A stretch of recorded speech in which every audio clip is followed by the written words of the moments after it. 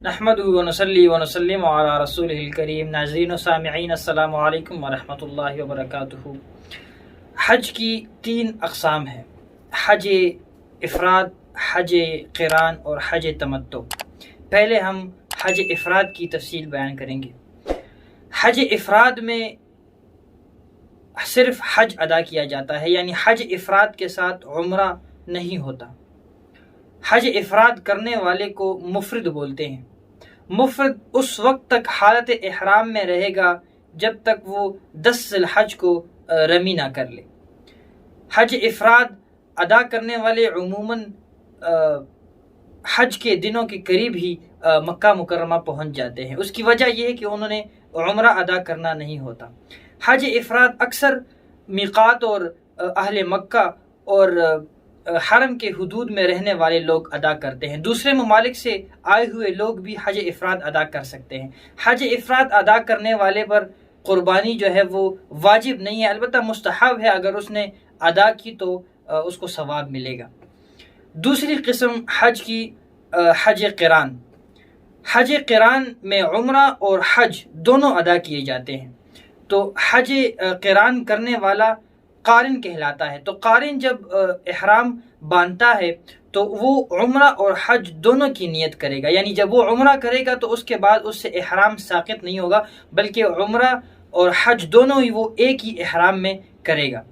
تو جو وہ ایک ہی احرام میں کرے گا، جتنا بھی زمانہ ہو، جتنا بھی وقت درمیان میں ہو عمرہ اور حج کا، وہ اس احرام جو ہے اس سے ساقط نہیں ہوگا۔ اگر اس کا احرام جو ہے وہ میلا ہو جاتا ہے، ناپاک ہو جاتا ہے، تو وہ احرام تبدیل تو کرے گا، لیکن وہ احرام جو ہے اس کی جو پابندیاں ہے وہ اس پر عائد ہی رہیں گی۔ قارن پر ذبح کرنا جو ہے وہ قربانی ذبح کرنا جو ہے وہ واجب ہے، وہ ضرور کرے گا۔ حج کی تیسری قسم حج تمتع ہے۔ تمتع کے لفظی معنی نفع اٹھانے کے ہے۔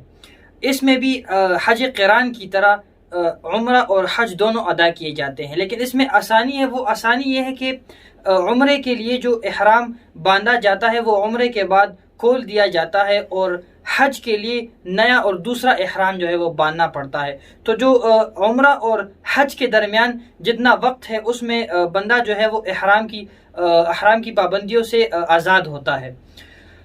حج تمتع کرنے والے کو متمتع کہا جاتا ہے، اور متمتع جو ہے اس پر بھی قارن کی طرح قربانی جو ہے وہ کرنا واجب ہے۔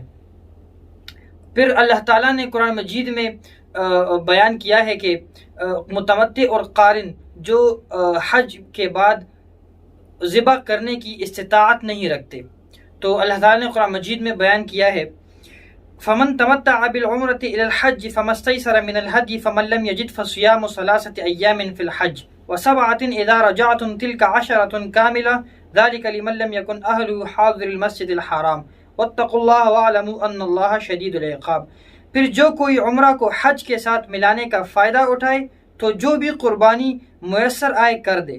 پھر جسے یہ بھی میسر نہ ہو وہ 3 دن کے روزے رکھے، یعنی 3 دن وہ زمانہ حج میں روزے رکھے، اور 7 جب تم حج سے واپس لوٹو، یعنی 3 دن وہ حج کے دنوں میں ہی روزے رکھے گا، اور پھر جب وہ گھر واپس لوٹے گا تو پھر وہ باقی جو 7 روزے ہیں وہ رکھے گا۔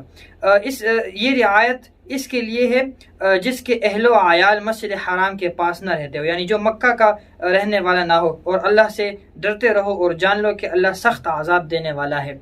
تو یہ جو لوگ استطاعت نہیں رکھتے قربانی کے متمتع اور قارن، جن پر قربانی کرنا جو ہے وہ واجب ہے، تو وہ یہ 10 روزے رکھیں گے، جن کی ترتیب ابھی میں نے آپ کو بتائی۔ زیادہ تر لوگ جو ہیں وہ حج تمتع ہی کرتے ہیں، کیونکہ اس میں آسانی ہے، وہ آسانی جو بندہ عمرے کے بعد حج تک جن دنوں میں بغیر احرام کے اور احرام کی پابندیوں سے آزاد ہوتا ہے۔ اب اس کے بعد یہ تینوں جو اقسام بیان ہوئی، اس کے بعد یہ کہ اب ان تینوں اقساموں میں سے سب سے افضل جو ہے وہ کون سا حج ہے، تو اس میں چاروں اماموں کا اختلاف ہے۔ امام اعظم ابو حنیفہ رحمۃ اللہ تعالیٰ علیہ وہ ان کے نزدیک حج قران جو ہے وہ افضل ہے۔ اس کی وجہ یہ کہ اس میں مشقت زیادہ ہے اور احرام کی پابندیوں میں رہنا پڑتا ہے۔ اس طرح امام مالک اور امام شافعی کے نزدیک حج افراد جو ہے وہ افضل ہے، اور امام احمد بن حنبل کے نزدیک جو ہے وہ حج تمتع افضل ہے۔ تو ناظرین، یہ میں نے آپ کو حج کی اقسام بیان کی اور ان کی تفصیل آپ کو انشاءاللہ سمجھ آ گئی ہوگی۔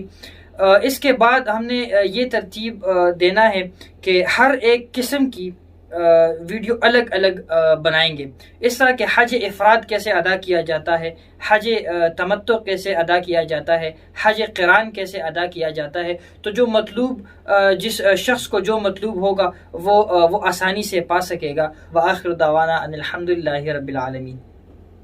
السلام علیکم ورحمۃ اللہ وبرکاتہ۔ روزمرہ کے دینی مسائل سیکھنے کے لیے ہمارا چینل سبسکرائب کریں۔ جزاکم اللہ خیر۔